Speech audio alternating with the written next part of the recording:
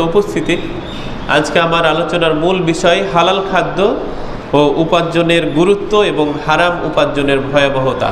সুদের পরিচয় বর্তমান সমাজে গুরুত্বপূর্ণ একটা বিষয়। হালাল খাদ্য উপার্জনের গুরুত্ব এবং হারাম উপার্জনের ভয়াবহতা। হারাম উপার্জন করলে কি হবে সেটার ভয়াবহতা এবং সুদের পরিচয়।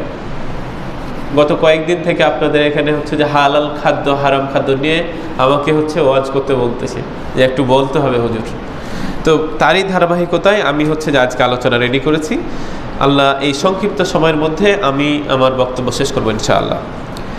সুদ হচ্ছে মানব সভ্যতার ইতিহাসে এক জঘন্য ধ্বংসাত্মক ব্যবস্থা। সুদ হচ্ছে মানব সভ্যতার ইতিহাসে একটা জঘন্যতম ব্যবস্থার নাম হচ্ছে, সেটার নাম সুদ। যা আল্লাহ তাআলা যুদ্ধের ঘোষণা সামিল, আল্লাহ তাআলার সাথে যুদ্ধের ঘোষণা সামিল হচ্ছে এই সুদ। এটি সমাজের অর্থনৈতিক ভারসাম্য নষ্ট করে, গরিবের মাঝে বিভাজন তৈরি করে, মানবিক সহানুভূতি ন্যায়ের ভিত্তিকে ভেঙে চুরমার করে দেয়, খান খান করে দেয়। যেখানে দান, সহযোগিতা, ভ্রাতৃত্ব থাকার কথা ছিল সেখানে স্থাপন করা হয়েছে শোষণ এবং আত্মকেন্দ্রিকতা। এই আত্মকেন্দ্রিকতার কারণে আজকে এই সমাজের ভঙ্গুর অবস্থা। সুদ শুধু একটি লেনদেন নয়, এটি হচ্ছে শোষণের প্রতীক। সুদ একটা সামান্যতম বিষয় নয়, এটা হচ্ছে লেনদেনের প্রতীক। এতে ধনী আরো ধনী হতে থাকবে এবং গরিবরা আরো গরিব হতে থাকবে। এটা হচ্ছে সুদের স্তর। যদি এই সমাজে সুদ চালু থাকে তাহলে কি হবে? ধনীরা ধনী হতে থাকবে, বিল্ডিং উঠাতেই থাকবে, আর গরিব যারা আছে তারা অধপতনের দিকে নামতেই থাকবে। যে সুদের বন্ধনে জড়িয়ে যায় সারা জীবন দাসত্বের শৃঙ্খলে সে বন্দী হয়ে যায়। এভাবে সমাজে তাদের সহযোগিতার জায়গা প্রতিষ্ঠিত যে লোভ, লালসা এবং যে সমাজে সুদ ছড়িয়ে পড়ে সেখানে বরকত থাকে না, মানুষের হৃদয়ে মমতা থাকে না, মানুষের মধ্যে থেকে দয়া উঠে যায়, মানুষের মধ্যে থেকে ঈমানি অনুভূতি মুছে যায়। তখন সে আর মানুষকে মানুষ মনে করে না, সেটার নাম হচ্ছে এই সুদ। আপনারা এই এলাকায় আমি জানি যে সুদের লেনদেন নাই, তবে আমি দোয়া করব যদি কেউ করে থাকে তাহলে আজকের পর থেকে এটা হচ্ছে ক্লোজ করে নেব। কারণ আমরা কাল কঠিন হাসরের ময়দানে আল্লাহ তাআলার দরবারে একদম ভয়ঙ্কর রূপে আমরা হচ্ছে যেতে চাই না।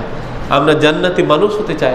জান্নাতি মানুষ যদি হতে চাই তাহলে সুদ আজকের পর থেকে আমরা আর এটার সাথে কেউ জড়াবো না। এই সম্পর্কে আল্লাহ রাব্বুল আলামিন পবিত্র কুরআনুল কারিমে সূরা আল বাকারার 276 নম্বর আয়াতে বলেন, ইয়ামহাকুল্লাহুর রিবা ওয়া ইউরবিস সাদাকাত। আল্লাহ তাআলা সুদকে ধ্বংস করে দেন। আল্লাহ রাব্বুল আলামিন বলতেছেন, আমি সুদকে ধ্বংস করে দেই এবং যে ব্যক্তি দান করে, সাদাকা করে, আমি তাকে বাড়িয়ে দিতে থাকি। সুবহানাল্লাহ। যদি আপনি সুদি কারবারের সাথে লেনদেন হন, আল্লাহ তাআলা পবিত্র বাকারা সূরা, পবিত্র কুরআনুল কারীমের 2 নম্বর সূরা বাকারার 276 নম্বর আয়াতে বলছেন, যদি কেউ হচ্ছে দান করে তাহলে আমি তাকে বাড়িয়ে দেব, আর যদি কেউ সুদি কারবারের সাথে লেনদেন হয়ে যায় তার আমি ধ্বংস একদম শেষ প্রান্তে নিয়ে যাব ইনশাআল্লাহ। আল্লাহ তাআলার ওয়াদা এটা।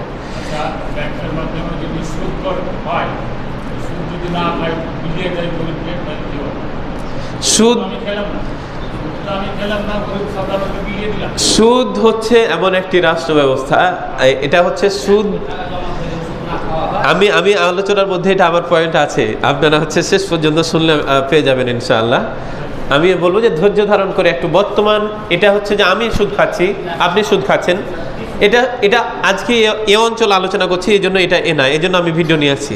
এই আলোচনাটা আমি ফেসবুকেও দিব, অনেকের মনে জ্বলাপোড়া করতে পারে, যেহেতু এটা একটা হচ্ছে যে বান্দার সাথে আল্লাহ তাআলার একটা সম্পর্ক, আল্লাহ জান্নাতে যাওয়ার সম্পর্ক। আপনি মুসলমান, আপনার কাল কঠিন হাসরের ময়দানে একটা বোঝা, পাহাড় সমান একটা বোঝা আপনার মাথার উপর থাকুক, এটা কি চাইবেন আপনি কখনো? আমরা কেউই চাইবো না। যদি আমাদের ভুল হয়ে থাকে আল্লাহর কাছে ক্ষমা চাইবো, আল্লাহ তো প্রস্তুত। আপনি 1000 বার ক্ষমা চাইবেন, আল্লাহ আপনাকে ক্ষমা করে দিবেন। এই জন্য আজকে আল্লাহ তাআলা বলতেছেন, আল্লাহ তাআলা সুদকে ধ্বংস করে দেন এবং সাদাকাকে বৃদ্ধি করে দেন। এতে স্পষ্ট করে বলা হয়েছে সুদের মাধ্যমে উপার্জিত অর্থ কখনো বরকতময় হতে পারে না, এতে স্পষ্ট বলা হয়েছে, এবং এটা হচ্ছে ধ্বংসেরই কারণ হয়। অন্যদিকে দান, পরোপকার সমাজে মানুষকে হচ্ছে যে স্থিরতা আনয়ন করে। আজকে উন্নত সভ্যতার আর্থিক ব্যবস্থার ভিত্তি হলো এই সুদ। ব্যাংকিং থেকে শুরু করে আন্তর্জাতিক লেনদেন পর্যন্ত যত কারবার আছে সব সুদের মধ্যে পড়ে গিয়েছে। কেন, কিভাবে? এই ভাই যেটা বললো যে ব্যাংকের মাধ্যমে আমি টাকা রেখেছি, হচ্ছে যে ব্যাংকে আমার টাকা আছে, জমি বিক্রি করা টাকা হোক বা হচ্ছে যে কোনো বাগান বিক্রি করা টাকা হোক, 10 লাখ টাকা আমি রেখেছি ব্যাংকে। এই ব্যাংক এখন আমাকে কি করছে, প্রতি মাসে মাসে 10 লাখ টাকা রাখলে দেখা যাচ্ছে প্রতি মাসে হচ্ছে আমাকে 10,000, 20,000 ক্যাটাগরি অনুযায়ী, এটার আবার হচ্ছে যে আছে, স্তর আছে, এক একটা ব্যাংকে এক এক রকম দেয়। তো এটা করে হচ্ছে যে আপনি 10 লাখ টাকা রেখেছেন, আপনি 10 লাখ টাকা ব্যাংকে রেখেছেন, এখন 10 বছর পর আপনার ওই টাকাটা 15 লাখ হয়ে গেল। কিভাবে হলো? বাইরে। হ্যাঁ, তাহলে এটা যদি আপনি খান, পরের আয়াতে আমি যখন যাব তখন এটা স্পষ্ট হয়ে যাবে যে এটাই হচ্ছে সুদ। আপনি ব্যাংকে রাখলেন 10,000 টাকা বা 10 লাখ টাকা, এটা বাইরে গিয়ে হয়ে গেল 13 লাখ টাকা। গত কয়েকদিন আগে আমার এক বন্ধু আরেকজন বন্ধুকে বলতেছে যে আমি 2টা ব্যাংকে টাকা রেখেছি, একটা ব্যাংকে প্রতি মাসে আমি হচ্ছে যে ফিক্সড করে রেখেছি প্রতি মাসে 10,000, আর একটা ব্যাংকে হচ্ছে রেখেছে 5,000 করে, প্রতি মাসে এভাবে 10 বছর ফিক্সড করে দিয়েছে। তো উপকার কি? ওকে বলতেছে উপকার কি? ও বলতেছে উপকার হচ্ছে যে 10 বছর পর আমার কোনো হচ্ছে যে মানে শক্তি, পরিশ্রম, মেধা, শক্তি কোনো কিছু ছাড়াই আমার হচ্ছে যে ইনকাম কত হবে, যেখানে 10 বছর করে রেখেছি 10 বছরে আমি পাবো হচ্ছে 16 লাখ টাকা। 10 বছরে 10 লাখ পাওয়ার কথা ছিল, ওখানে পাবে 16 লাখ টাকা। আরও 5,000 টাকা করে যেখানে রাখছে ওখানে আরও হচ্ছে যে 5 লাখ টাকা পাওয়ার কথা ছিল, ওখানে পাচ্ছে 8 লাখ টাকা। কোনো পরিশ্রম ছাড়াই হচ্ছে এটা হচ্ছে তার ইনকাম। সে আবার আরেকজনকে বুঝাচ্ছে যে ভাই তুমি যদি এটা করো, তোমাকে এত খাটাখাটনির দরকার কি, এত পরিশ্রম করার দরকার কি, এত চিন্তা ভাবনা মাথায় পেরেশানি নেওয়ার দরকার কি? আমি তো বসে থেকে আমার বয়স যখন 50 হয়ে যাবে তখন আমার অটোমেটিক ব্যাংকের টাকাটা আমি আমার দিয়ে বাড়ি করে নেবো, খাবো, বউ বাচ্চার জন্য রেখে দেবো, ব্যাস, এই তো দুনিয়াদারি আমার শেষ। আমি যদি মরে যাই, ও এভাবে বলছে, আমি যদি এখন মরে যাই আমার বউ, আমার বাচ্চা, আমার সন্তান, আমার সন্ততি যা আছে কেউ না খেয়ে মরবে না। তো এটা তুমি হালাল উপার্জন না হারাম? এটা সম্পূর্ণরূপে কি হারাম। এই উপার্জন দিয়ে আপনি মারা গেলেন, কবরে গিয়ে আল্লাহ আপনাকে জান্নাতের প্রাসাদ দিয়ে দিবে। গুরুত্বপূর্ণ বিষয়। এই জন্য আজকে আমাদের মধ্যে এটা থাকতে পারে, যেহেতু আজকে আপনি হচ্ছে যে ইউনিয়ন থেকে শুরু করে একদম অর্থনীতি, বিশ্ব বাজার পর্যন্ত আজকে সবাই এই কারবারের সাথে লেনদেনে যুক্ত হয়ে গিয়েছে। সম্মানিত উপস্থিতি, আপনাদেরকে আমি শুধু মানে কোরআনের আয়াত এবং হাদিস আমি বুঝাবো আমার জায়গা থেকে, বাদ বাকিটা আপনি আপনার জায়গা করে নেবেন। আপনি জান্নাতে যেতে চাইবেন না জাহান্নামে? 2টা রাস্তা, একটা ডান হাতে আপনাকে আমলনামা দিবে, একটা বাম হাতে দিবে। আপনি কোন হাতে নিতে চান আমলনামা? সোজা আওয়াজ। আপনি যদি ডান হাতে নিতে চান তাহলে এই কারবার থেকে আপনাকে সরে আসতে হবে, আর যদি বাম হাতে যদি আপনার আমলনামাটা চলে আসে তাহলে জাহান্নাম অধঃপতিত। যেহেতু এই দুনিয়ার জীবন ক্ষণস্থায়ী জীবন। দেখেন আজকে হাঁটু ব্যথা, কার মাজা ব্যথা, কার ডায়াবেটিস, কার ক্যান্সার, মানে প্রত্যেকটা মুহূর্ত একদম মৃত্যুর সাথে আমরা হচ্ছে যে অবস্থা। এই মুহূর্তে কখন কার নিঃশ্বাস চলে যায় এটা আমরা কেউই জানি না। এই কঠিন মুহূর্তে আমরা পরকালের জন্য আমরা কতটুকু গোছাতে পেরেছি তার একটা চূড়ান্ত রূপ এই একটা ব্যবস্থা। আমি তো একটা সেক্টর নিয়ে আলোচনা করছি, একটা হারাম জিনিস নিয়ে আলোচনা করছি। এরকম আরও আপনার জীবনে কতগুলো হারাম জিনিসের সাথে আপনি জড়িত আছেন, এটা আমাদেরকে চিন্তা ভাবনা করার বিষয়। আমি কারো উপর, আমি জানি না এখানে কেউ এই সম্পর্কের সাথে যুক্ত আছেন কিনা। যদি যুক্ত থাকেন আল্লাহর কাছে ক্ষমা চাইবেন, এখান থেকে বের হয়ে আসবেন। আল্লাহ আপনার জীবনকে বরকতময় করবে, আপনার মনের আশা পূরণ করবে, আপনাকে বাড়িয়ে দিবে। আমি পরবর্তী লাইনগুলোতে গেলে আপনাদের একে একে হচ্ছে যে বুঝে যাবেন। একটু মনোযোগ দিয়ে সবাইকে শোনার আহ্বান করছি, তার কারণ আমরা সবাই জান্নাতে যেতে চাই, আমরা কেউ আল্লাহ তাআলা জাহান্নামে যাব না। এটাকে কেন্দ্র করেই কিন্তু আজকের এই সুদি যে হালাল খাদ্য এবং উপার্জন এবং হারাম উপার্জনের ভয়াবহতা এই সম্পর্কে আলোচনা। তাহলে আসুন, হালাল উপার্জন ও হালাল খাদ্যের গুরুত্ব কি। পরকালে একজন মানুষের নাজাত শুধুমাত্র নামাজ, রোজা, হজ, যাকাত করলেই কিন্তু আপনি জান্নাতে যেতে পারবেন না। আমি স্পষ্ট করে জানাতে চাই আপনাদেরকে। সবাই একটু এদিকে মনোযোগ দিবেন, সবাই একটু আমার দিকে মনোযোগ দিবেন যে পরকালে একজন ইমানদার মানুষ, পরকালে যখন আপনি মৃত্যুবরণ করবেন, একজন ইমানদার মানুষ শুধু নামাজ পড়বে, রোজা করবে, হজ করবে, যাকাত দিবে, এটুকুর মধ্যেই সে জান্নাত পাবে না। তার মধ্যে যদি হারাম খাদ্য থাকে, হারাম উপার্জন থাকে, তাহলে সে জান্নাতে যেতে পারবে না। আল্লাহ তাআলার ওয়াদা, আল্লাহ তাআলা পবিত্র কুরআনুল কারিমে সূরা বাকারার 168 নম্বর আয়াতে বললেন, ইয়া আইয়ুহান নাস কুলু মিম্মা ফিল আরদ হালালান তাইয়িবান ওয়ালা তাত্তাবিউ খুতুওয়াতিশ শাইতান ইন্নাহু লাকুম আদুউম মুবিন। আল্লাহ রাব্বুল আলামিন বলছেন, হে মানুষ, আল্লাহ রাব্বুল আলামিন বলতেছেন, হে মানুষ, পৃথিবীতে যা কিছু আছে তার মধ্যে থেকে তোমরা হালাল জিনিস ভক্ষণ করো, খাও, আর যেটা হারাম জিনিস আছে তা হচ্ছে পরিহার করো, ছেড়ে দাও। আর শয়তানের পদঙ্ক অনুসরণ করো না। শয়তান তোমাদের প্রকাশ্য শত্রু। সে মিনিটে মিনিটে, সেকেন্ডে সেকেন্ডে, ন্যানো সেকেন্ডে তোমাদেরকে বিপদগামী করার জন্য চেষ্টা পাই তারা করতেই আছে, করতেই থাকবে। এটাই তার ওয়াদা। আল্লাহর সাথে এই চুক্তি করেই সে এই পৃথিবীতে আসছে। এই জন্য আমরা এই আয়াতকে কেন্দ্র করে মানুষের খাবার যা দিয়ে রক্ত তৈরি হয়, আপনি একটা খাবার খাচ্ছেন, আপনার বয়স যখন 2 বছর ছিল, আপনার মা আপনাকে খাবার খাইয়েছে, বাবা খাবার খাইয়েছে, দাদু খাবার খাইয়েছে। এখন আপনার যে খাবারটা খেয়ে আপনার রক্ত উৎপন্ন হয়, গোশত উৎপন্ন হয়, হালালান তাইয়িবান, আল্লাহ তাআলা পবিত্র কুরআনুল কারিমে আয়াতে বলছেন, হালালান তাইয়িবান শর্ত আরোপ করে দিয়েছেন। কেন? হারাম অপবিত্র খাবার গ্রহণ করাকে মানুষ প্রকাশ্যভাবে শত্রু এবং শয়তানের পদঙ্ক অনুসরণ করেছে। যদি কেউ হারামভাবে খাবার খায়, এবং মানুষের ভিতর থেকে যে শক্তি, যে রক্ত, যে গোশত উৎপন্ন হয় হালাল খাদ্যের মাধ্যমে, এই খাদ্যর মাধ্যমে যদি, হালাল খাদ্যের মাধ্যমে যদি আপনার রক্ত গোশত উৎপন্ন হয়, তাহলে সেটা পুরোপুরি হারাম এবং আপনার ইবাদত 40 দিন পর্যন্ত কি হবে না। আপনি যদি 1 চিনকি পরিমাণ হারাম খাদ্য গ্রহণ করেন, সেটা যা কিছু হতে পারে।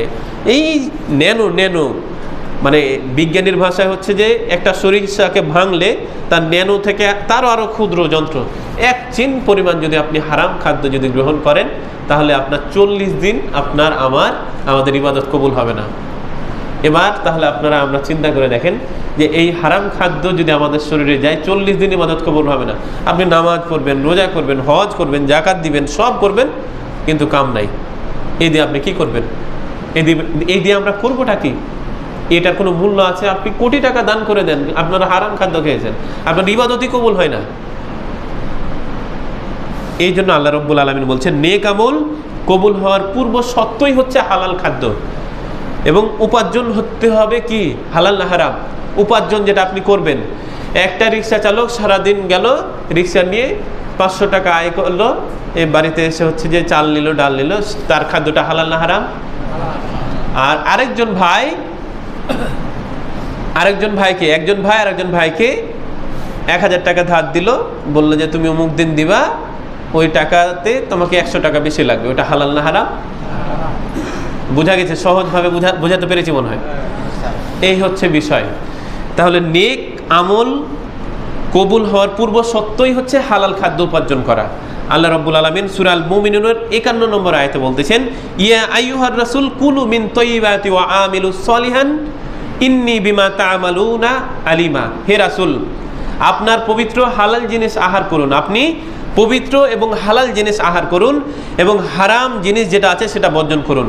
নিশ্চয় আপনারা যা করেন, আল্লাহ রাসূলকে বলতেছেন, নিশ্চয় আপনি যা করেন সে সম্পর্কে আমি সব কিছু দেখি, বুঝি, শুনি, সব কিছু করি। তাহলে এই আয়াতে আল্লাহ তাআলা নবীদেরকেও হালাল খাদ্যের নির্দেশ দিয়েছিলেন, শুধু আমাদের জন্য না, আমাদের পূর্ববর্তী নবী রাসূল যারা এসেছিলেন তাদেরকে বলছেন হালালান তাইয়িবান, তোমরা হালাল খাদ্য গ্রহণ করো, হারামের দিকে যেও না। কুবরালিল বাইহাকির 11695 নম্বর হাদিসের বর্ণনা, একটা হাদিসে এসেছে, হযরত আব্দুল্লাহ ইবনে মাসউদ রাদিয়াল্লাহু তাআলা আনহু বর্ণনা করেছেন যে ফরজ ইবাদতের পর যদি কোনো কিছু হয়ে থাকে, যদি কোনো কিছু হালাল হয়ে থাকে, তাহলে হচ্ছে তার উপার্জন করা জিনিসটি, সারাদিন কামাই করে যে টাকাটা ইনকাম করবে, সেটাই হচ্ছে বিষয়। ফরজ ইবাদতের পর তার হালাল উপার্জন হচ্ছে আরেকটি ফরজ।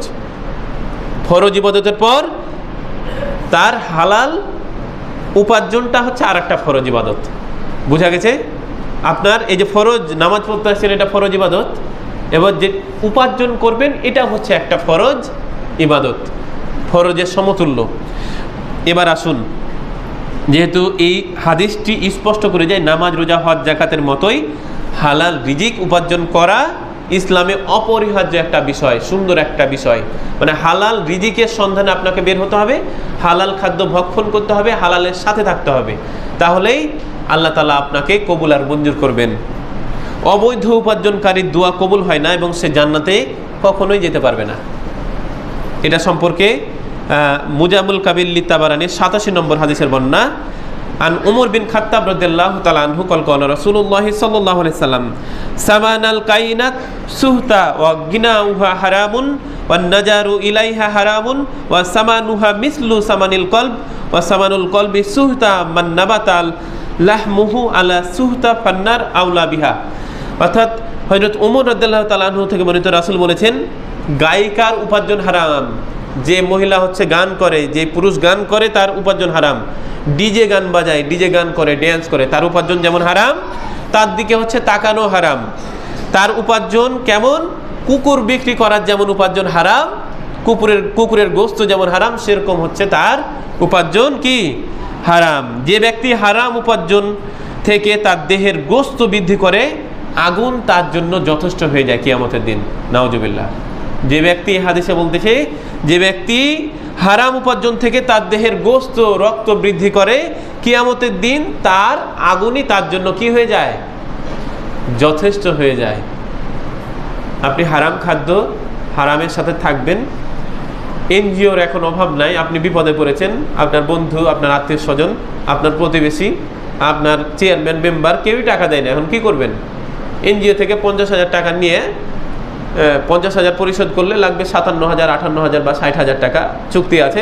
ওই চুক্তি আপনি তার সাথে দিয়ে দিলেন। এটা হালাল না হারাম হবে? হালাল না হারাম হবে বলেন আপনারা? হারাম হবে। এটা হচ্ছে একটা স্তর। আমি আর একটা স্তর বললাম একটু আগে, যে আপনি ব্যাংকে রেখেছেন হচ্ছে 10 লক্ষ টাকা। আপনি টাকা রাখার জায়গা নাই, আপনার ব্যাংকে রাখলেন। আপনি রাখবেন এমন ব্যাংকিংয়ে, আপনাকে বাঁচতে হবে যে কোন ব্যাংকে সুদি কারবার নাই, কোন ব্যাংকে হচ্ছে অতিরিক্ত অর্থ দেয় না, এমন ব্যাংকে আপনি ফিক্স করে রাখেন আপনার টাকা রাখার জায়গা না থাকলে। আর আপনি ব্যাংকে রেখেছেন 10 লাখ টাকা, প্রতি মাসে মাসে আপনার 20,000 টাকা করে আসছে, 10,000 করে আসছে, 15,000 করে আসছে। এই টাকাটা যে আপনি খাচ্ছেন বা গরিবকে দান করে দিচ্ছেন, এটা কিন্তু আপনার কাল কঠিন হাসরের ময়দানে আল্লাহ তাআলা আমাকে আপনাকে এটার ব্যাপারে যতই ফতোয়া দেন না কেন, যতই হচ্ছে যে কোরআন হাদিস বুঝান না কেন, আমি আমার জায়গা থেকে কোরআন হাদিস থেকে আমার জ্ঞানে, আমি আমার সক্ষমতায় যতটুকু বুঝেছি, যতটুকু পড়েছি, আলেম উলামা সহবতে যতটুকু থেকেছি, ততটুকুর বিধান হলো মুহাদ্দিস মুফতিদের একমত, ঐক্যমত যে এটা সম্পূর্ণরূপে হারাম। এই জন্য আপনারা যারা, যদি কখনো কেউ এনজিও বা হচ্ছে এই ব্যাংকিং খাতে এইভাবে টাকা রেখে থাকেন, আল্লাহ তাআলার কাছে ক্ষমা চাইবেন। আল্লাহ আপনাকে ক্ষমা করবেন, আল্লাহ আপনার মনের আশা পূরণ করবেন, আপনার দোয়া কবুল করবেন। কবি আইনুদ্দিন আল আজাদ, একে চিনেন সবাই? সে একটা গজল লিখেছিল, ওহে মানুষ হইছ বেহুশ দুনিয়ার পিছে, কি জবাব দিবি রে তুই আল্লাহর কাছে, হায় কি জবাব দিবি রে তুই আল্লাহর কাছে। ওহে মানুষ, ওরে মানুষ হইছ বেহুশ দুনিয়ার পিছে, কি জবাব দিবি রে তুই আল্লাহর কাছে। হালাল হারাম না চিনিয়া কত টাকা করছো কামাই, এত টাকা রাখবা কোথায়? কাফনের তো পকেট নাই। কাফনের পকেট আছে? টাকা পয়সা লইয়া কি কেউ কবরে গেছে? টাকা পয়সা লইয়া কি কেউ কবরে গেছে? কি জবাব দিবি রে তুই আল্লাহর কাছে, হায় কি জবাব দিবি রে তুই আল্লাহর কাছে। আল্লাহর কাছে কি জবাব দেবো আমরা? কাফনের তো পকেট নাই, আপনার অধিক কোটি কোটি টাকার সম্পদ। গত কয়েকদিন আগে মা ও শিশু, 1 বছর 2 বছর পার হয়ে গেল, চাঁপাইনবাবগঞ্জে মা ও শিশু এদের শাখা, কতগুলো শাখা, ওই লোকটা হচ্ছে মারা গেল, ওর যত যাবতীয় যা সম্পদ সব হচ্ছে শেষ। 1 টাকা পর্যন্ত কবরে নিয়ে যেতে পারবে না, কেউই পারবে না। এখন আমাদের যে বক্তব্য, আমাদের যে কথা, যে সুদি কারবার যেটা আছে সেটার সাথে আমরা কেউ, হারাম উপার্জনের সাথে কেউ আমরা কি হব না, যুক্ত হব না। আর যদি যুক্ত হই তাহলে আল্লাহ রব্বুল আলামিন আমাদেরকে কি করবেন? কঠিন থেকে কঠিন শাস্তির আওতায় নিয়ে যাবেন। আমি আরেকটা হাদিস বলবো, রাসূল সাল্লাল্লাহু আলাইহি সাল্লামের তাবারানির 6495 নম্বর হাদিস, এবং আল্লাহ রাব্বুল আলামিনের আরেকটা আয়াত সূরা বাকারার 168 নম্বর আয়াত, ইয়া আইয়ুহান নাস কুলু মিম্মা ফিল আরদি হালালান তাইয়িবান, হে মানুষ পৃথিবীতে যা কিছু আছে তার মধ্যে থেকে হালাল বস্তু তোমরা কি করো, আহার করো, হারামটা ভক্ষণ দূরে সরে যাও। এই কথা শুনে সাদ ইবনে আবি ওয়াক্কাস রাসূল সাল্লাল্লাহু আলাইহি সাল্লামের সাথেই ছিলেন। আল্লাহ রাসূল যখন এই কথা বলছিলেন তার সাহাবী বসা ছিলেন, তখন তিনি দাঁড়িয়ে গেছেন। সাদ ইবনে আবি ওয়াক্কাস তিনি বলতেছেন, ইয়া রাসূলুল্লাহ উদউল্লাহু আন তাজআলানি মুস্তাজাবুদ দাওয়া, হে আল্লাহ রাসূল আপনি আল্লাহর নিকট দোয়া করুন যেন তিনি আমাকে মুস্তাজাবুদ দাওয়া বানায় দেন, আমি যা দোয়া করবো আল্লাহ যেন তাই কবুল করে নেয়। আল্লাহ রাসূল যখন এভাবে বলতেছিলেন যে তুমি হালাল খাদ্য গ্রহণ করো, হারামটা হচ্ছে ছেড়ে দাও, তখন এই সাদ ইবনে আবি ওয়াক্কাস বলতেছে যে আল্লাহ রাসূল আপনি আমার জন্য দোয়া করেন, আমি যেন আল্লাহ যেন আমাকে মুস্তাজাবুদ দাওয়া বানায় দেয় এবং আমি যা দোয়া করবো আল্লাহ যেন তাই কবুল করে। তখন রাসূল সাল্লাল্লাহু আলাইহি সাল্লাম বলছেন, ইয়া সাদ আতিবা মুতাআম্মাকা তাকুনু মুস্তাজাবুদ দাওয়া, হে সাদ তোমার খাদ্যকে হালাল এবং পবিত্র রাখো, তোমার খাদ্যকে কি রাখো, হালাল এবং পবিত্র রাখো, তাহলে তোমার দোয়া কবুল করা হবে, তুমি চাও তোমাকে দেওয়া হবে, তুমি যেটা চাইবা তোমাকে সেটাই দেওয়া হবে, তবে শর্ত হচ্ছে কি হালাল খাদ্য। আল্লাহ রাসূল চাইলেই পারতেন তুমি নামাজ পড়ো, তুমি রোজা করে যাও, তুমি এতদিন হচ্ছে আল্লাহর দরবারে সিজদায় পড়ে যাও, তোমার দোয়া কবুল করা হবে। আল্লাহ রাসূল এটা বলেন নাই। আল্লাহ রাসূল বলেছেন কি, আল্লাহ রাসূল এটাই বলেছেন যে তুমি তোমার হালাল খাদ্য হালালটাকে গ্রহণ করো, তোমার দোয়া কি করা হবে, কবুল করা হবে। রাসূল সাল্লাল্লাহু আলাইহি সাল্লাম এই হাদিস থেকে আমরা জানতে পারলাম, আর এর পরের বলতেছেন, সেই সত্তার কসম যার হাতে মুহাম্মাদের প্রাণ, একজন বান্দা যদি হারাম খাদ্যের একটি লোকমা পেটে ফেলে তাহলে 40 দিন পর্যন্ত আর কোনো নেক আমল আল্লাহর দরবারে গ্রহণযোগ্য হবে না। আর যে বান্দার দেহের গোশত হারাম বা সুদ থেকে বৃদ্ধি হয়, জাহান্নাম তার জন্য উপযুক্ত হয়ে যায়। আমরা না জেনে, আপনাদের সাথে আমার কোনো শত্রুতা নাই, আপনাদের সাথে আমার কোনো শত্রুতা নাই, আমি জাস্ট কুরআন হাদিসের কথা বলতেছি। আমরা না জেনে যদি কেউ এই পথে যেয়ে থাকি তাহলে আল্লাহ তাআলার কাছে আজকের পরেই ক্ষমা চাইবো, মাফ চাইবো। আর যে টাকা যেভাবে আছে ওইভাবে আপনি উঠায় নিতে পারলে উঠায় নেবেন। যে ব্যাংকে আপনাকে অতিরিক্ত টাকা দিবে না, যে ব্যাংকে আপনাকে অতিরিক্ত টাকা দিবে না, সেই ব্যাংকে আপনি রাখবেন টাকা, যদি টাকা রাখার জায়গা না থাকে। এই কাজটা করবেন আপনারা। আল্লাহ আপনাদেরকে আমাদেরকে বোঝার তৌফিক দান করুন, সকলে বলি আল্লাহুম্মা আমিন। হারাম উপার্জনের ভয়াবহতা সম্পর্কে রাসূল সাল্লাল্লাহু আলাইহি সাল্লাম বলেছেন যে হারাম উপার্জন যদি করে কোনো বান্দা এবং ভক্ষণ করে, তার পরিবার বাঁচায়, তার বিল্ডিং করে, তৈরি করে, এভাবে যদি করতে থাকে, কাল কঠিন হাসরের ময়দানে তার এগুলো কোনো কাজে আসবে না এবং তাকে কঠিন জাহান্নামের হুতামা নামক চূর্ণ বিচূর্ণকারী জাহান্নামে তাকে কি করা হবে, ফেলে দেওয়া হবে। এটার যে একটা পয়েন্ট। আজকে প্রথম পর্বের সুদের আলোচনা, এর পরের সপ্তাহ কিন্তু আমি করবো আলোচনা, এর পরের সপ্তাহ আমি আলোচনা করব। হযরত আবু হুরায়রা রাদিয়াল্লাহু তাআলা আনহু থেকে বর্ণিত, তিনি বলেন রাসূল সাল্লাল্লাহু আলাইহি সাল্লাম বলেছেন যে তোমরা হালাল বস্তু, হালাল খাদ্য গ্রহণ করো এবং হারামটা ছেড়ে দাও। রাসূল তোমাদের হালাল জিনিসের কথা বারবার করে এগুলো আয়াতে হাদিসে বলে দিয়েছেন। তাহলে তোমার কি করা হবে, তোমার ইবাদতটা কবুল করে দেওয়া হবে। এবার আসুন, আমি যেহেতু সংক্ষিপ্ত সময় শেষ, আজকের এই পর্ব শেষ করব, তার আগে আপনাদেরকে জানিয়ে দিতে চাই যে সুদের পরিচয়। সুদ মূলধনের ওপর, আপনার মূলধনের ওপর অতিরিক্ত পরিমাণকেই রিবা, বা আরবিতে এর নাম রিবা, আর বাংলায় সুদ। আরবিতে রিবা আর বাংলাতে সুদ। আপনার মূলধনের অতিরিক্ত অর্থ যেটা আপনি নেবেন সেটার নামই কি, সুদ। তাহলে শরীয়তের পরিভাষায় সুদ দুই প্রকার। আমি একটু প্রকারগুলো আলোচনা করছি, মানে কোন ভাবে আমরা সুদগুলো নিয়ে থাকি। সুদ দুই প্রকার। একটা উভয় প্রকার দ্রব্য এমন হতে পারে যা পত্র দ্বারা মাপা যায়, অর্থাৎ গমের বিনিময়ে গম। আপনার কাছে গম আছে, আপনি বললেন যে আমি তোমাকে 10 কেজি গম দিলাম, তুমি আমাকে 12 কেজি গম দিবা, এটা একটা সুদ। ধান দিলাম 1 মণ, বললাম 1 মণ 10 কেজি লাগবে আমাকে ধান 1 বছর পর দিলে, এটা এক রকমের সুদ। আর 2 নম্বর রিবা নাসিয়া। এটি যেখানে অর্থের বিনিময়ে অতিরিক্ত অর্থ গ্রহণ করা হয়, এটার নাম রিবা আন নাসিয়া। রিবা আন নাসিয়া অর্থের বিনিময়ে যেটা অর্থ গ্রহণ করা হয়, 1000 টাকার বিনিময়ে 100 টাকা, 200 টাকা, 500 টাকা পর্যন্ত যদি কেউ নেয়, এটা রিবা আন নাসিয়া। জাহিলিয়াত যুগের এই সুদের অবস্থা, এই সুদের কারবারটা সচল ছিল। এরা হচ্ছে এই কারবারটা বেশি করতো। রাসূল সাল্লাল্লাহু আলাইহি সাল্লামের উপর ওহী আসার পর, এই আয়াতগুলো নাজিল হওয়ার পর এই সুদি কারবার রহিত হয়ে যায়, বিধানগুলো একদম শেষ হয়ে যায়। রাসূলের যুগেও ছিল এই সুদের কারবার, আর বর্তমানে এসে আজকে ভয়ঙ্কর রূপ ধারণ করেছে। আমরা কেউই বাঁচতে পারছি না যেন। আল্লাহ আমাদেরকে কাল কঠিন হাসরের ময়দানে এটার কারণে যেন আল্লাহ আমাদেরকে কি করেন, পাকড়াও না করেন, না যেন ধরেন। আমরা আল্লাহ তাআলার কাছে দোয়া করব, আস্তাগফিরুল্লাহ, তাওবা পাঠ করবো, আল্লাহ জীবনে ভুল করেছি, আল্লাহ তুমি আমাকে মাফ করে দাও, ক্ষমা করে দাও আল্লাহ, আমি না জেনে এটা করেছি আল্লাহ। যদি জানতাম, আপনাকে হয়তো কেউ বুঝিয়েছে যে হচ্ছে যে এটা এইভাবে রাখো, এটা সুদ হবে না, এটা টাকা দিয়ে আসবে, এটা তুমি গরিব দুঃখীকে দান করে দিবা, বা হচ্ছে এইভাবে এভাবে আপনাকে হাজারটা ভাবে বুঝাবে। আর এই বুঝাটা হচ্ছে শয়তান করে।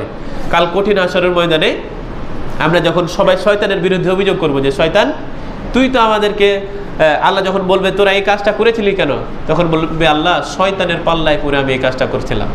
তখন শয়তান এসে বলবে, এই তুই যে আমার পাল্লায় পরে এই কাজটা করছিস, তা আমাকে কোনোদিন দেখছিলি দুনিয়ার জীবনে? 50 বছরে দেখেছিলি আমার চেহারাটা একবারও?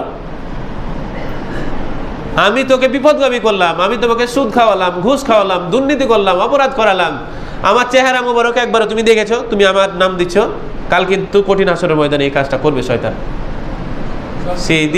সেই দিন কিন্তু আর হচ্ছে যে পালাবার মাঝে, ওদিকে শয়তান হচ্ছে আপনার বিরুদ্ধে চলে গেল, না আমি না, আমাকে তো দেখাসনি, আমার বিরুদ্ধে অভিযোগ দিচ্ছিস মানে। আর আপনার যখন আপনাকে বলা হবে, আপনার রেকর্ড থাকবে, আপনার উন্নত মানের প্রজেক্টরে দেখানো হবে, তখন আপনি অস্বীকার করবেন। তাও তখন আপনার মুখটাকে সেলাই করে দিয়ে আপনার হাত কথা বলবে, পা কথা বলবে, চোখ কথা বলবে, কান কথা বলবে, প্রত্যেকটা অঙ্গ প্রত্যঙ্গ আপনার বিরুদ্ধে কথা বলবে। সেদিন কি উত্তর দিবেন আল্লাহর সামনে? একটু চিন্তা করার বিষয়, আমাদের চিন্তা করতে হবে আমাদের জায়গাগুলো থেকে। আল্লাহ যেন আমাদেরকে সবাইকে বাঁচিয়ে দেয় কাল কঠিন হাসরের ময়দানে। এই থেকে আমরা যেন রেহাই পাই, মুক্তি পাই, নাজাত পাই। তার কারণ জিনিসটা সামান্য হলো, আজকে দুনিয়ার জীবনে একটু মনে হচ্ছে আমরা খুবই আনন্দে থাকবো, একটু ভালো থাকবো, একটু সুস্থ থাকবো, আমার ছেলে মেয়েকে পড়াবো, আমার মেয়েকে পড়াবো, আমার হচ্ছে যে স্ত্রীকে গয়না কিনে দেবো, বিল্ডিং বানায় দেবো, আমার কোনো অভাব থাকবে না দুনিয়ার জীবনে। কিন্তু এটাই কি শান্তি? পরকালের যে শান্তি আছে, এই শান্তি আমরা পেতে যদি চাই, তাহলে এই একটা জিনিস থেকে আমাদেরকে বাঁচতে হবে। আল্লাহ আমাদেরকে সবাইকে বাঁচার তৌফিক দান করুন, সকলে বলি আল্লাহুম্মা আমিন।